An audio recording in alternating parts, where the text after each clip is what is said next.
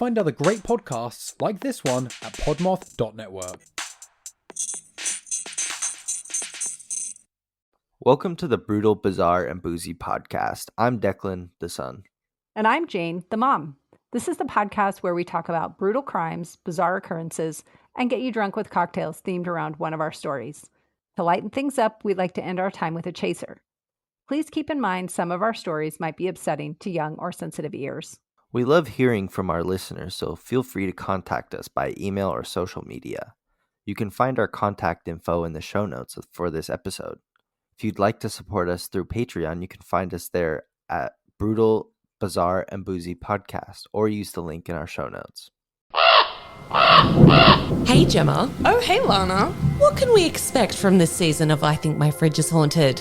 I'm glad you asked, because I'll be covering the Great Plague of London, the worst husband in Australia, and the Salem witch trials. And I'll be telling stories of the notorious Hellfire Club, glitches in the Matrix, and America's largest kidnapping case.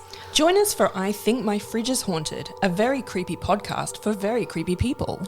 Find us on all major podcasting platforms, and now you can even watch our episodes on our YouTube channel.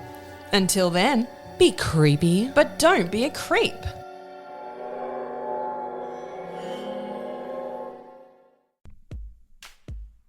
Welcome to the Getting Down and Wordy podcast ad. What do we do on this podcast? Well, it's the first Edda musical podcast. Can you try that again in real words so that people can understand? Fine. We talk about the intersection of popular music and language. Oh, can we also talk about Eurovision? Okay. Find us on Apple and Spotify. We are a Podmoth Network podcast. Welcome back, everybody. Thanks for joining us once again for some more Brutal, Bizarre, and Boozy stories. Yes, gotta love the booziness. Yes. What story do you have for us today, Mom? I have a weird story in honor of Thanksgiving, because this is coming out right before Thanksgiving. So I am going to do a story about a Thanksgiving tradition. Interesting. Yes. I'm going to leave it at that and let everyone tune in to hear my part. So if you're one of the people who only comes for the brutal stories, this is going to be a weird little history lesson in mine, but it's going to be, it's fun. When I told your dad I was doing this story, he looked at me like I was nuts. And then I explained it, and he was like, oh, okay, I get it. That is fun. Okay. I'm excited to hear that then. Cool. I will be talking about the anthrax attacks. I don't like it. Yeah, pretty scary. But to go with that, the name of this cocktail is a little weird. It's Armed and Dangerous-Anthrax. So a little on the nose for my story, but it is. But it's such a weird name for it to be so long.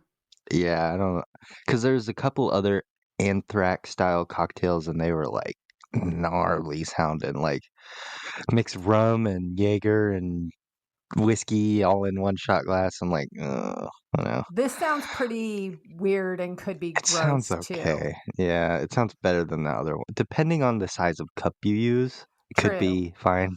Yeah. So the Armed and Dangerous-Anthrax consists of 1 ounce of rye whiskey, 1 ounce of Jägermeister. Add that in a glass with ice and top with cola. Okay, here we go. Let's give it a try. Interesting.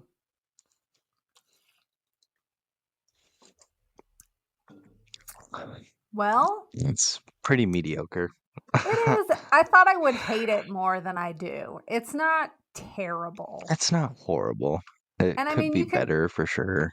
You could drown out the alcohol flavor by just putting a lot more Coke in, because it's not a measured amount of Coke or cola. Yeah. Sorry, cola. I mean, I guess you could put Pepsi in it, but I'm not a Pepsi drinker, and that sounds Pepsi? Gross. I know. Weird people. Shame on you if you drink Pepsi.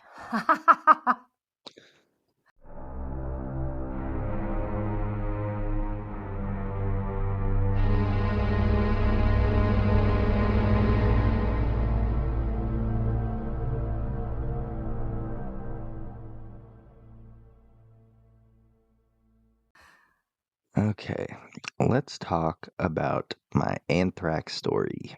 Here we go. Yeeks. So, only a week after the attacks on the World Trade Center, a second terrorist attack took place on American soil. I think it was kind of overshadowed by 9/11 since it happened so Yeah. quick after it. I knew there were anthrax attacks after 9/11, but I didn't realize it was that fast. Like, there Yeah. must have been multiple. I remember months later, but not right away. Well, we'll get into that. Okay.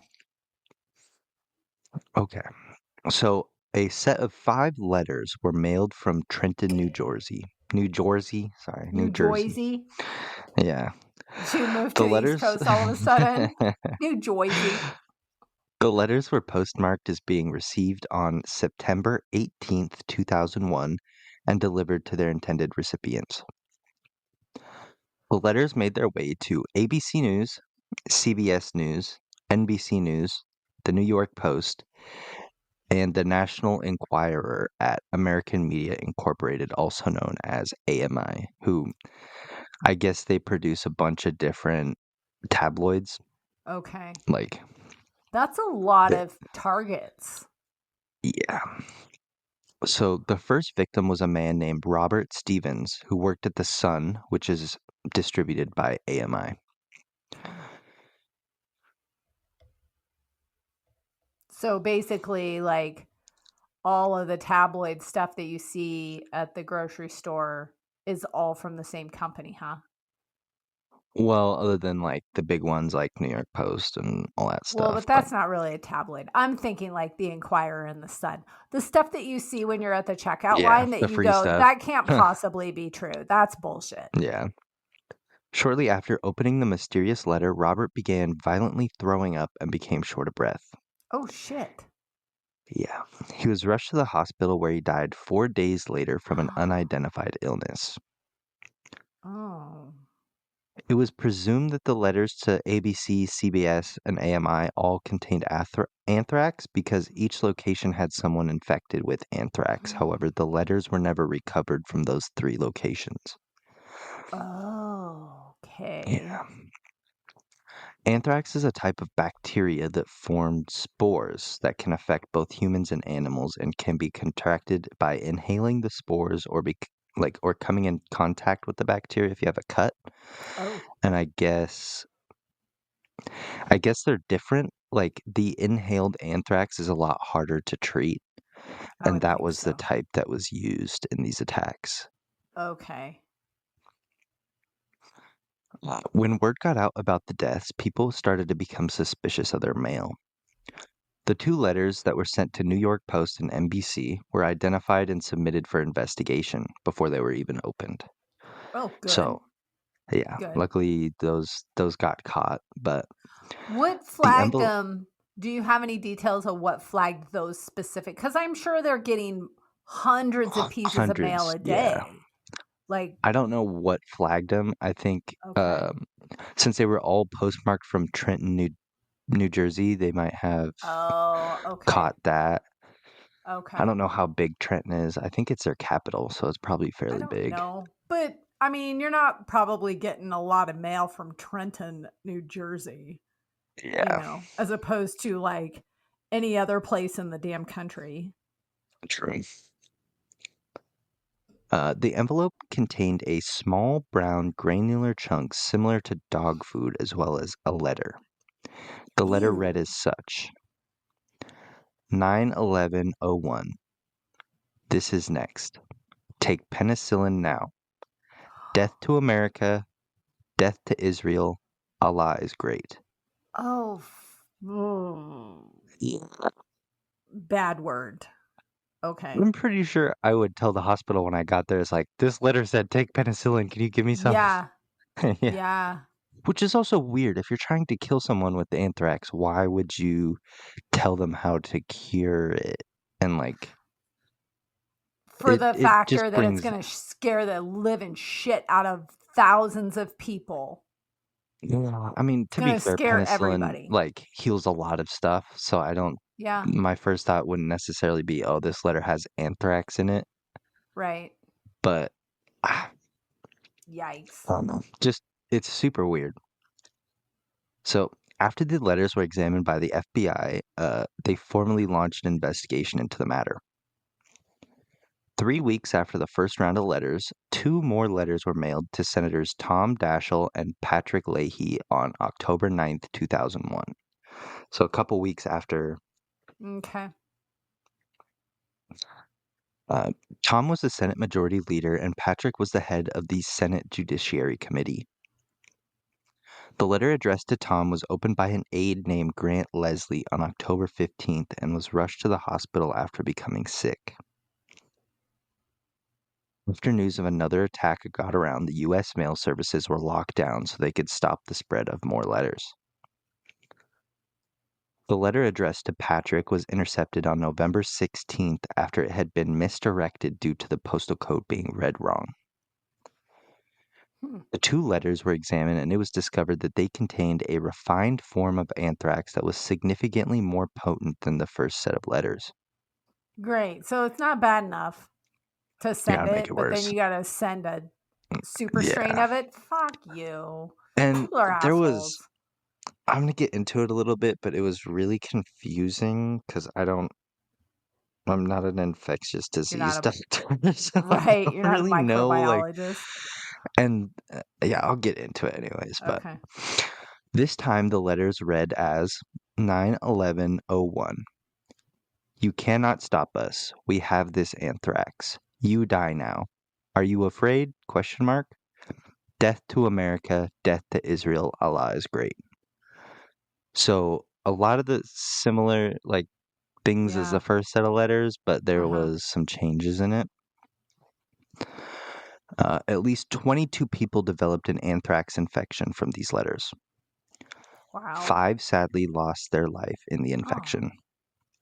Robert Stevens, the one at AMI who opened the letter, 2 employees at the Brentwood Mail Facility in Washington, D.C., as well as 2 individuals who had no direct connection to the letters at all. Kathleen Nguyen, I struggle with this name pronunciation. We got a couple people at my work who have it. And Kathy Nguyen, who worked in New York City, and Otley Lundgren, who was the widow of a judge from Connecticut. So the letters were never sent to them, so it was a little strange on how they got infected. Right. Exposure. Right. That's weird. Because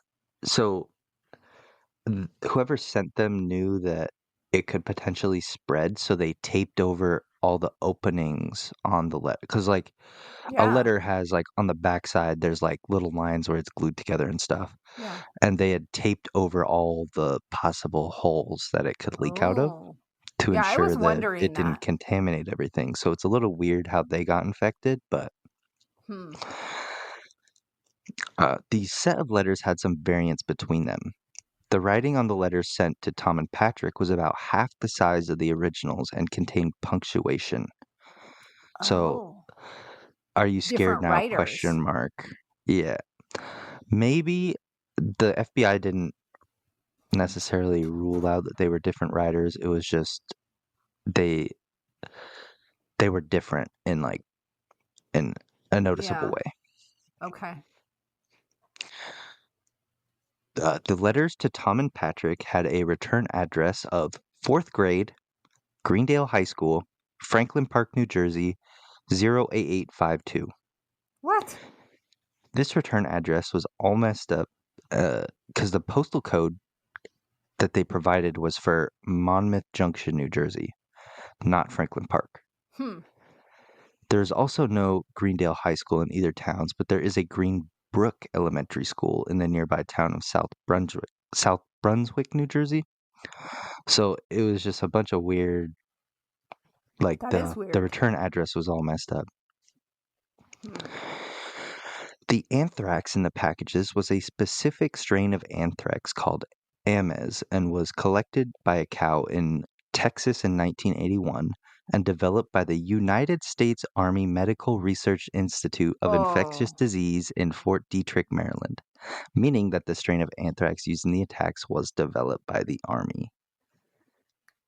Oh, shit. Yeah, super weird. That's the cool.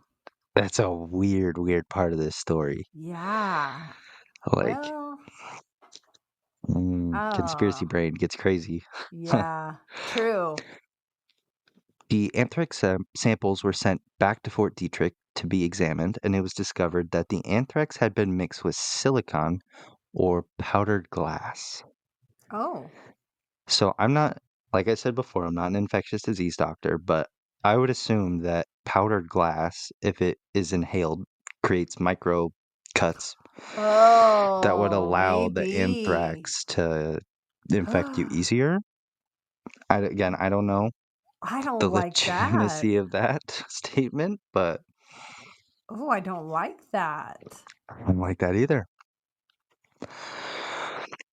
So here's another thing that's strange in this story.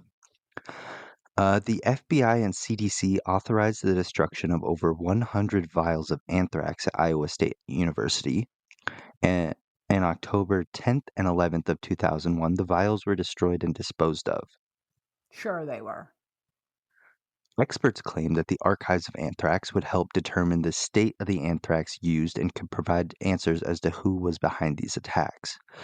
So a lot of people who were like, you have all these samples of anthrax that have been archived for forever.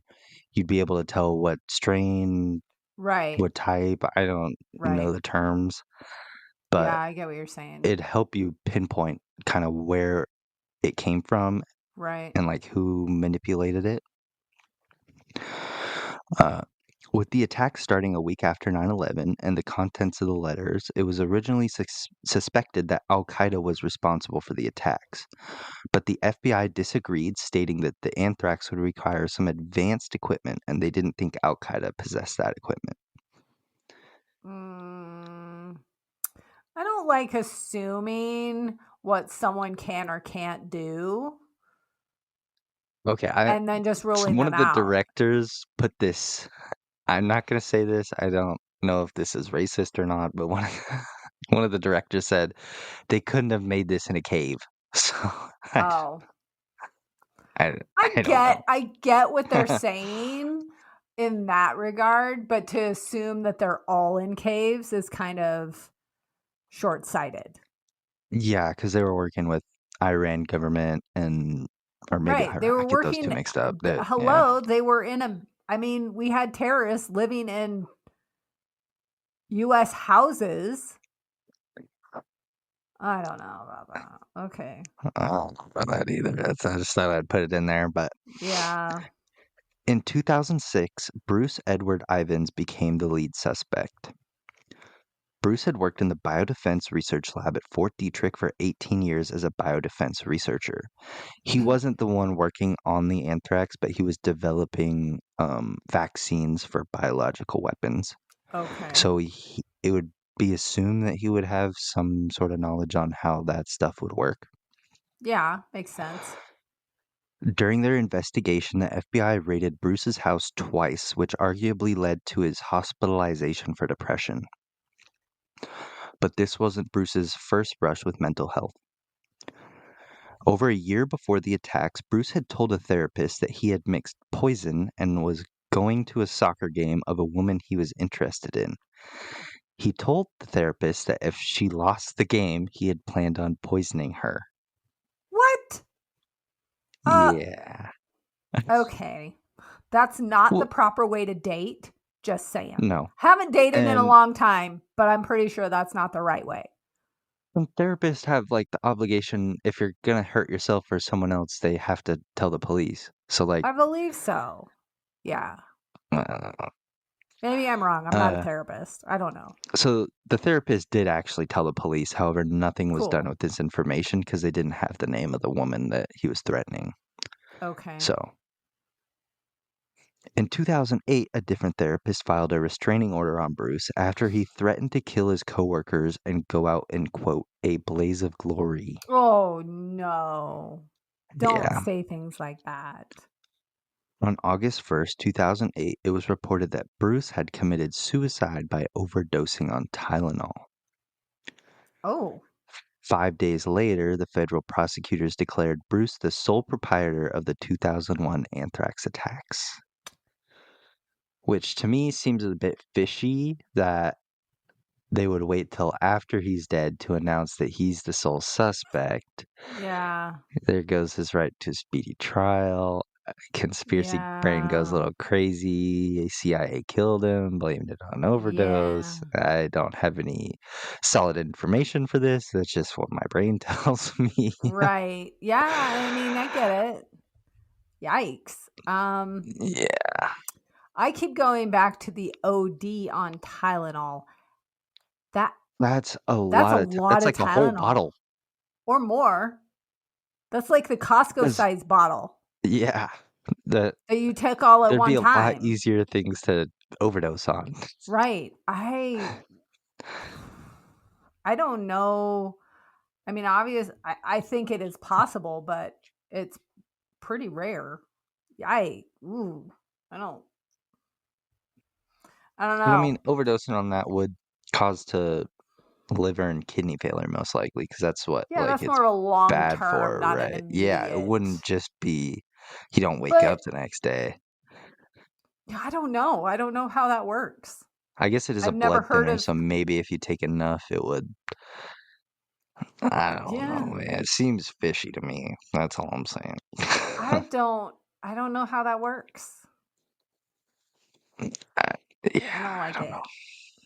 That's the first time I've ever heard of someone overdosing on Yeah, Tylenol. same. I know you Same. can like destroy your liver and kidneys, but that's Yeah, that's a long process. right. And you got to do other shit to mess with your kidneys and liver by Yeah. taking excessive amounts of Tylenol. There's got to be other things involved, like alcohol and other drugs, that your body is just like, okay, we've had enough. But I mean, I don't know because I don't deal with that kind of stuff. And I'm a rule follower. If it says take 2 tablets, I'm going to take 2 tablets, and I'm Especially not with going to that. deviate from that.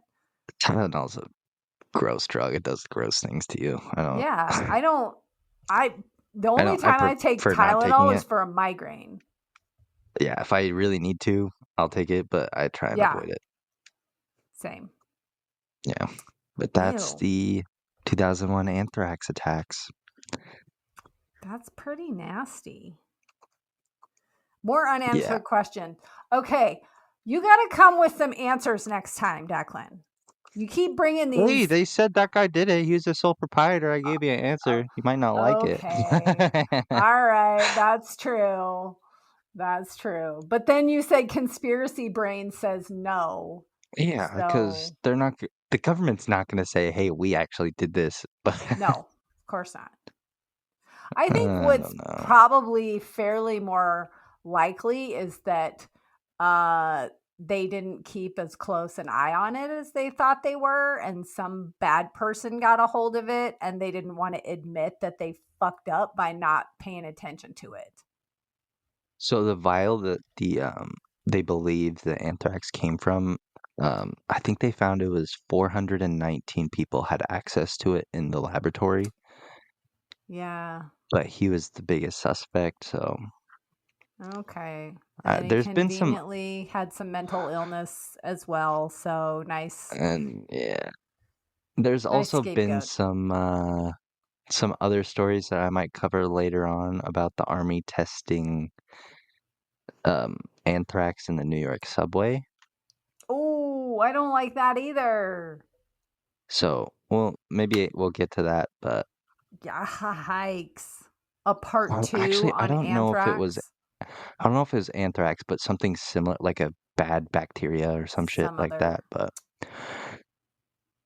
there's been Ugh. some government testing with Yeah. bacteria. That's all I'll I say for want now to because I don't know say, the full story.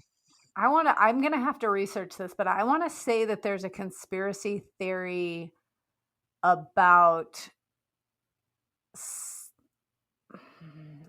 I can't remember, but it's a bacteria that like lives oftentimes in like heating and air vac, like HVAC systems, Legionnaire's Mhm. disease. I think there's a conspiracy about that. So maybe I'll have to look into that for a future episode. Okay. Yeah. I don't want to be tested on. I mean, well, just to let you know, government we tests a lot know. of stuff without us knowing. Oh, 100%. For sure, Yeah. for sure. Yeah. Okay. Wow.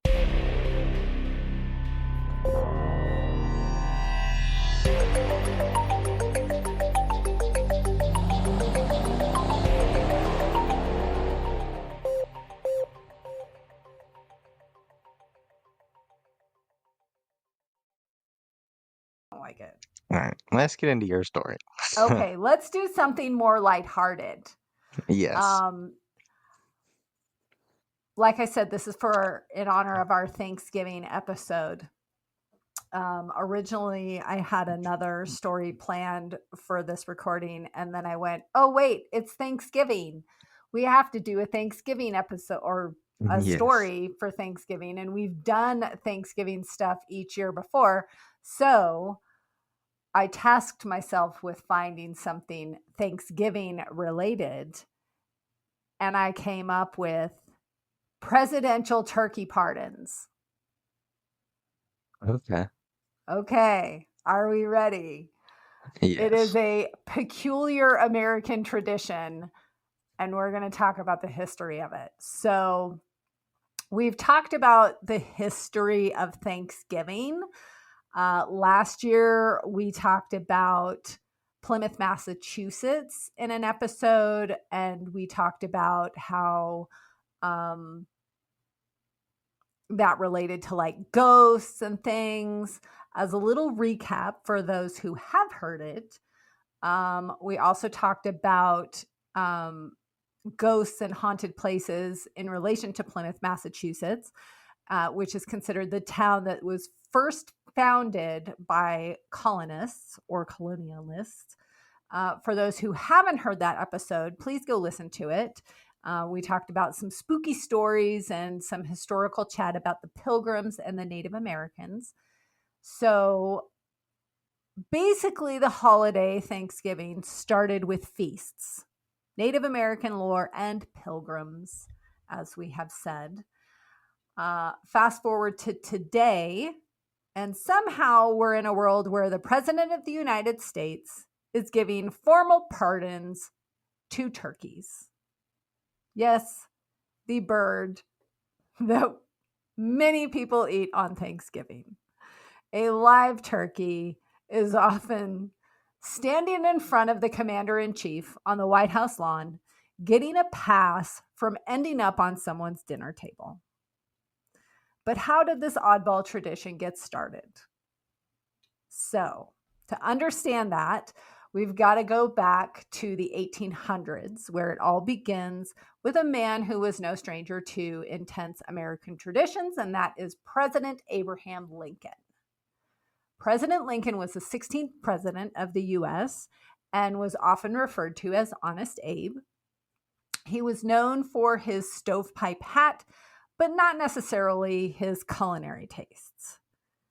The story goes that in 1863, Lincoln's son, Tad, who was 10 years old at the time, was given a turkey around Thanksgiving time. Now, not just a turkey, but a live turkey, which begs the question, who gives a 10-year-old a live turkey? Or even a roasted turkey, a turkey. Who gives a 10-year-old a turkey? That's weird. Fucking hate turkeys. Turkeys are assholes. Live turkeys, yes, but dead turkeys taste really good for those of us who are not vegetarian or vegan. I do love a turkey. Arguably. They're If the cooked worst bird to properly. cook. Yeah. If cooked properly.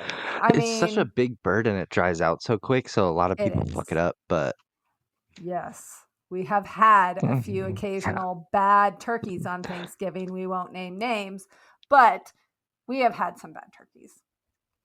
So Tad, being just a kid, did what any young child would do. He made it a pet, and he gave it a name. The turkey's name was Jack. Jack the turkey. So just a little personal story of mine. At my old job, we had a turkey that would roost up in a tree outside of a building on campus. and he would Really? attack anyone that came in and out of the building. So we would be called to come chase the turkey away, and we had a giant butterfly net. This is Really? like some Looney Tune shit. We It had a is. giant butterfly net, and someone would be driving the golf cart, and the other person would have the net, and we'd try and catch the turkey in the net. Oh And my this was the God. same turkey. He would like block the parking lot and just peck at people's cars. So It's like the same turkey? people who, yeah, he was just a dickhead. He's a mean turkey. But he would block, and people obviously don't want to run over a turkey, but he's just No. standing there with his like wings out and just Right. pecking their bumpers and tires and stuff. So we'd have to go chase him off Oh, of the I'd be cars. So pissed. people had fucking hate turkeys. You had a lot of turkeys on that campus. Yeah, one was particularly rude.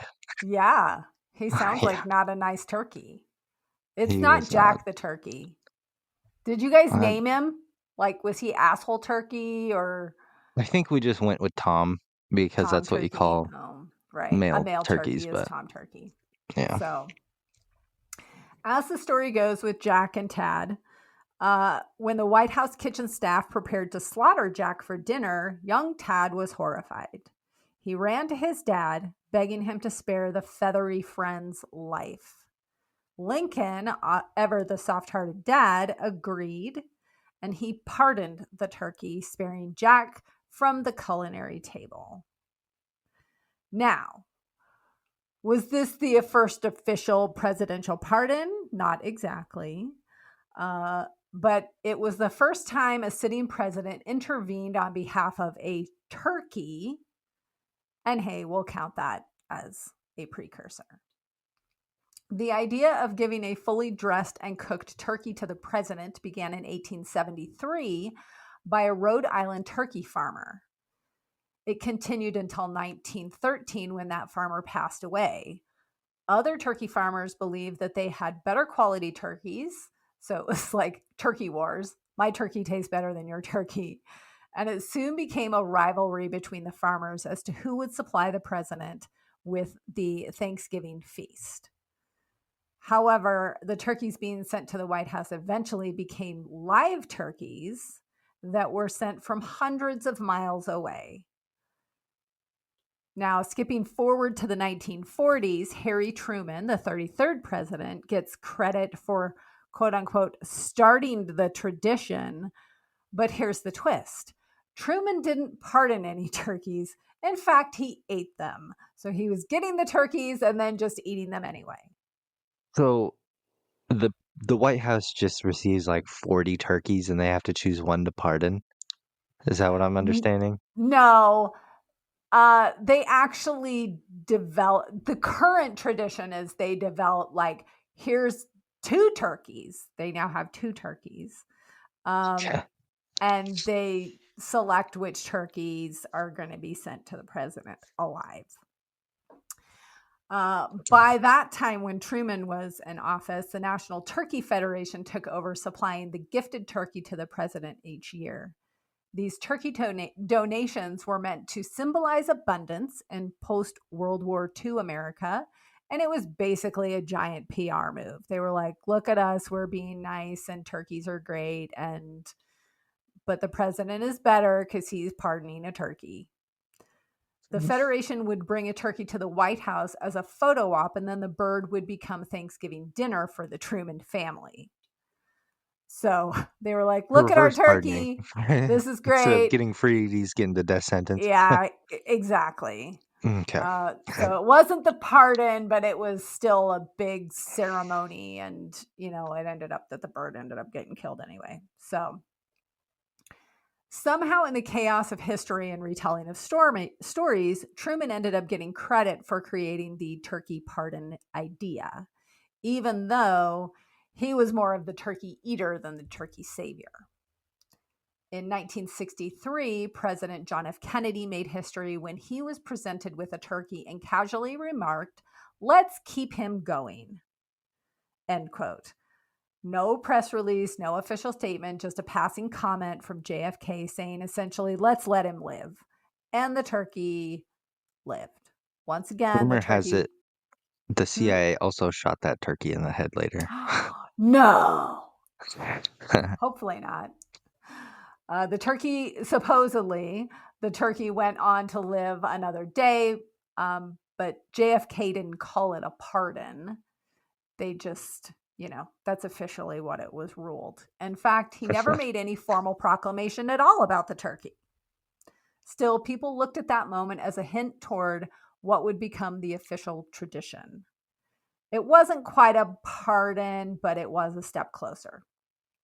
In more recent history, the tradition of a presidential turkey pardon gained popularity with President Ronald Reagan.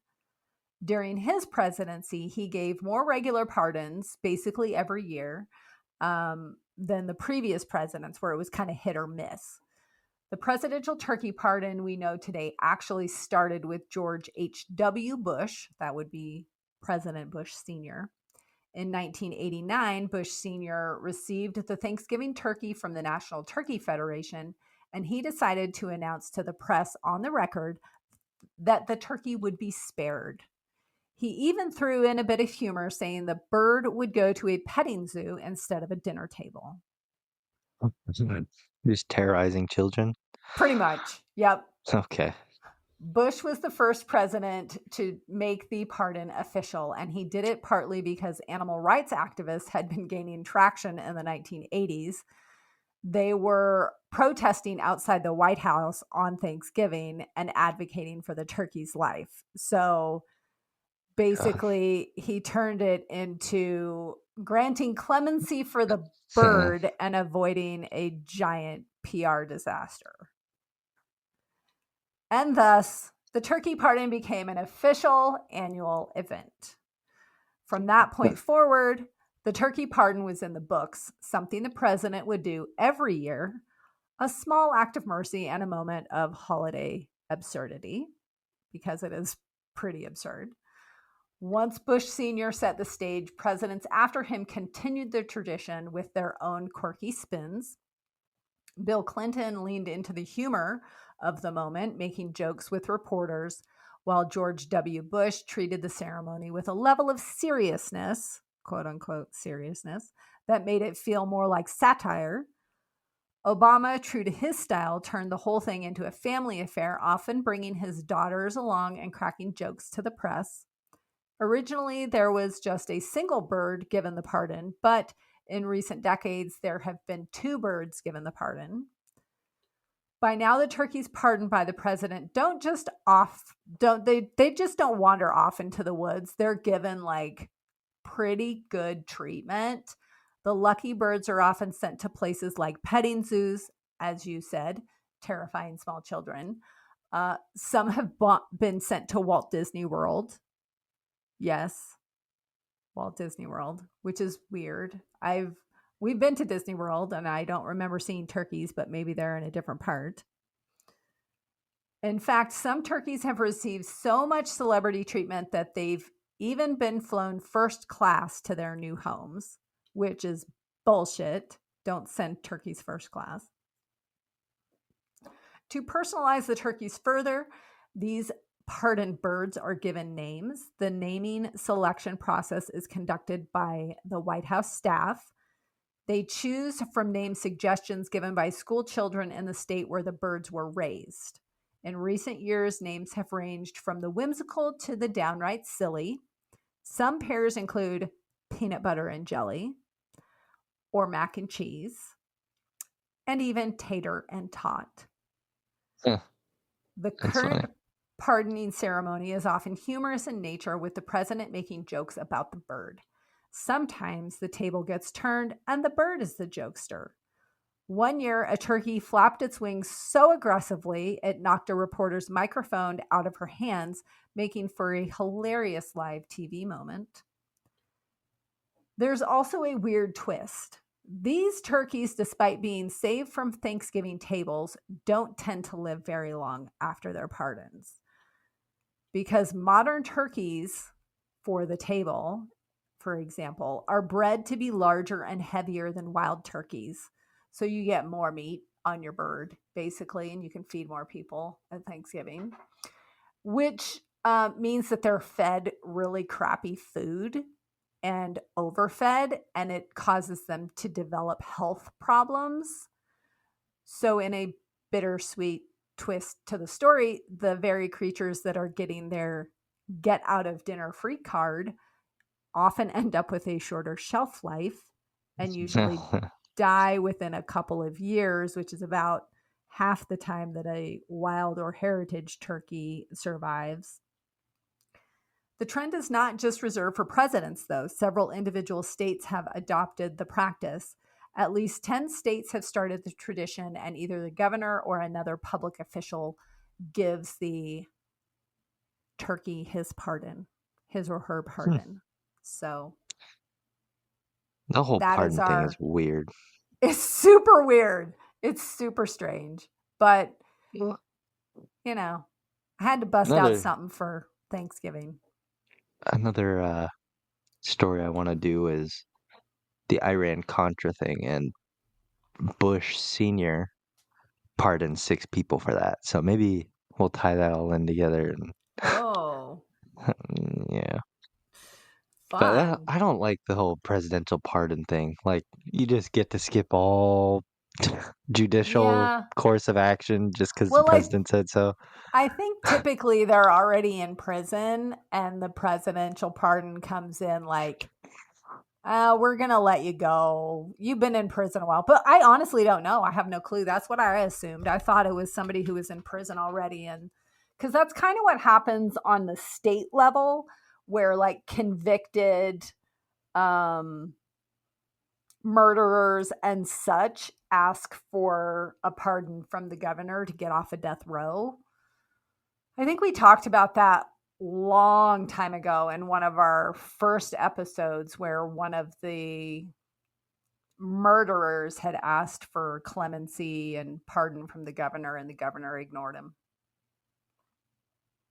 I think there was one person, I think Clinton pardoned someone who was not even charged yet.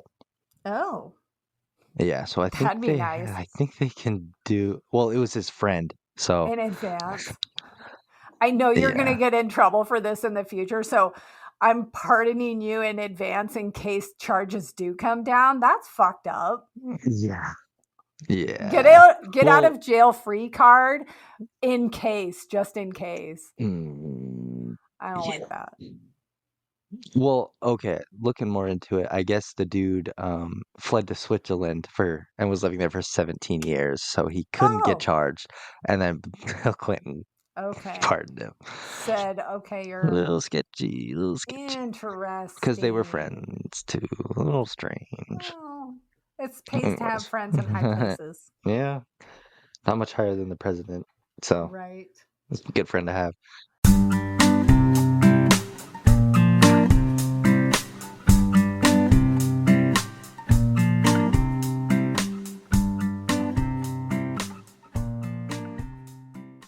Do you have a chaser for us, Mom? I do have a chaser. It is another watch recommendation because, the weather's gross right now and all I do is sit inside and watch TV, apparently. Mine is the movie recommendation on Max, the movie Wolves with Brad Pitt and George Clooney. On Apple? No, it's on Matt. Maybe? I think it's on Max. I don't think so. It's on one of those. I'm fairly certain it's on Apple because I had to wait for it, and I asked Carter like 3 times if he had an Apple subscription, and he kept reminding me. That could be. I don't know. It's on a channel. Yeah, it's a really good movie though. It's a good movie. I really liked it.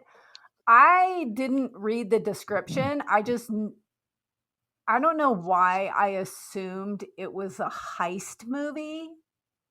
So when it turned out it was a fixer movie, I was pleasantly surprised. Yeah. That I hadn't read the description, but I really liked it. It was good. It kind of gave me the same vibes as the True Story with Kevin Hart. Oh. Where he had to get rid of the dead girl in his hotel room. That's true. Yeah, that was a good show. Very similar. I do wonder why they named it wolves instead of wolves. And yes, there is a delineation there. And my grammatic brain goes a little twitchy when I see it as wolves instead of wolves, but whatever. I'm sure there's a reason and rationale behind the naming of it that way, but it does make They're me lone kind of go, wolves. oh, maybe. I don't know. The plural, whatever. But do you have a chaser for us? I do. My chaser is an Instagram account by the name of Elias_films with a Z at the end. Oh. And he does a couple different things. My favorite series on his channel is he does cooking videos with his cow. So he has a full-grown beef cow that Why? Okay, that's he'll weird. he brings it into his house and he'll be making oh, today we're gonna make pasta, and the cow is trying to eat every single thing that he's trying to cook with. So if he's got a bowl of oats making oatmeal, the cow just starts eating the oats and he has to fight the cow off while he's trying to cook. And it looks very unsanitary, but Oh, it's a 100%. really funny video because he's just grappling with the cow while trying to cook, cow. and the cow Okay. is just mindlessly trying to eat everything in the house. It's pretty Nice. funny. But he does other things like getting a haircut with his cow, and he'll dress it up for Okay. Halloween and stuff. It's pretty funny, pretty He entertaining seems Instagram very account. attached to his cow. Yes. And the cow seems Okay. attached to him because he's allowed in the Oh, house, which is, that's sweet. I feel Okay, like could no. bust through the floor. Cows are big, Maybe he has like a concrete farmhouse. floors. Yeah, Because maybe. that's a style, It's a funny watch. Okay, I'll have to check it out. Well, I think that brings us to the end of another good episode. Thanks for joining us, does. everybody. Thank you. Yeah, I love you, Mom. Love you too, bud. Bye. Bye. Hey, friends. Thank you for supporting our podcast. Please share our show with your brutal and bizarre friends. Give us a boozy follow on your favorite podcast platform. If you're feeling extra generous, we'd appreciate a 5-star rating or review as well. But maybe do that sober so all the letters are in the right place. You can find all our contact information in the show notes. We love hearing from you, and if you're interested in helping us stock the bar for our future boozy episodes, you can find our Patreon link in the show notes as well.